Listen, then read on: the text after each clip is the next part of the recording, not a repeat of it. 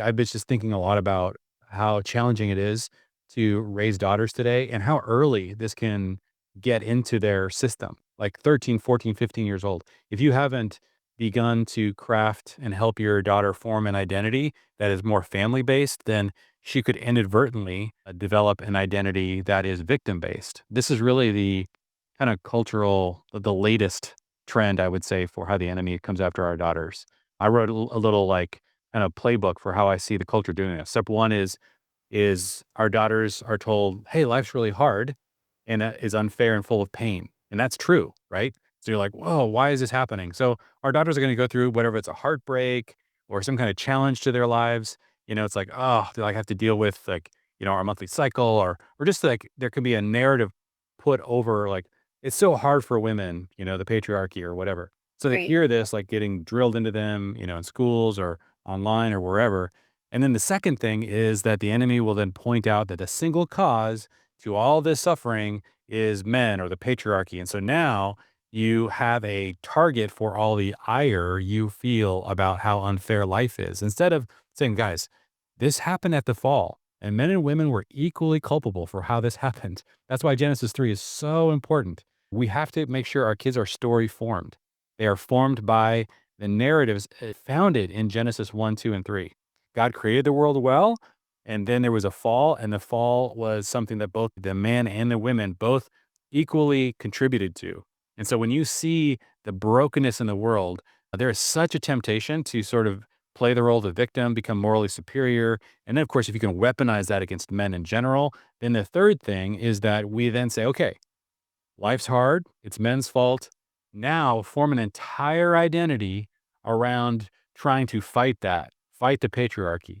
And so this identity that has been kind of presented by feminists, it allows our daughters to immediately be a part of this amazing tribe of other women who are fighting all this injustice because it's just rooted in this basic lie. And then they are basically sent out as members of the army to perpetuate the cycle and bring other young girls into this sort of a deception. And all of this makes it so much less likely that they will find a husband, become a part of a dynamic team with their husband, love their children, love their sons. It's really hard if you're being weaponized against men for political reasons or for some other reason. But we have to, I'm saying this because a lot of our friends, I think, have been surprised by how easy it is and how young their daughters can be. These messages can infiltrate their daughters, and they're like, "What do we do once it's like completely?" That's the story that's formed them, right?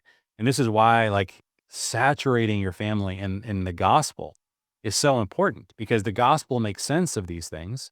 Yes, it's going to be hard, but yeah, what does that start for you, April? Because this is like a serious problem. It is a serious problem, and I agree with everything you're saying. There's a verse we were just talking about. Can you help me remember where it is? About lovers of self. Oh, 2 Timothy 3. Okay, 2 Timothy 3, where he's saying in that day there will be lovers of self, and he's describing this whole, and I just feel like that one phrase alone is so powerful because it's the way that is looking for women is the the way that we can just focus everything around us.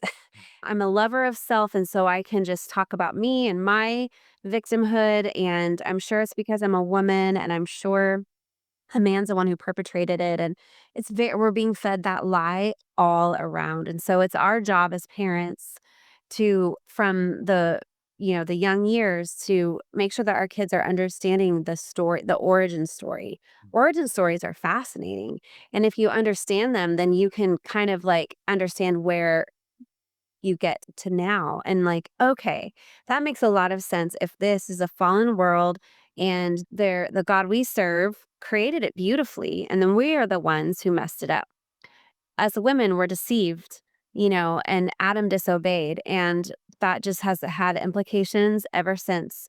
And so it's our job to press into what God's design is and to try to live out the blessing that he gave us after he made us, to try to be fruitful, multiply, fill, subdue, and rule within this fallen world. What does that look like? And so that is a story that you want to live out of, but that you want to live from. It gives you purpose to your days. It helps you understand when there are hard times. The New Testament scriptures give us all kinds of encouragements about how we will face trials and we will face temptations and we will face hard times and tribulations. But Jesus is with us through all of it. He equips us to know how to deal with these things when they come. And as Christians, we live a victorious life. We are not endless victims. If we go through something, there is hope on the other side of it. There's a way to work through. God has given us all these tools. Jesus came and turned everything upside down and gave us all these tools to be able to fight, to combat these lies from the enemy. We can do it, but be aware there is a snake in the garden. Yes. Right? Your whatever that walled garden is you've created for your daughter, and you're like, "Oh, I'm sure nothing could ever get in here."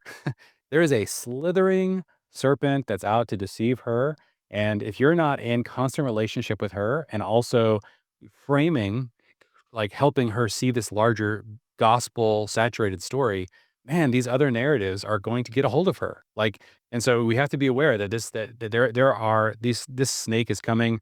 It's discouraging our sons and deceiving our daughters. And so there has to be a proactive stance that we have towards the enemy in this area. We have to acknowledge that. We do not want our daughters to be deceived. Like they are prone to deception. And so we need to keep our eye out for that. Where, in what ways are they being deceived? Yes. In the same way, the origin story suggests that men struggle with passivity, right? That men are Great. being discouraged, disillusioned, whatever's going on, and they're going to get into this passive posture where the snake comes into the garden, even though Adam was commanded to guard and cultivate the garden.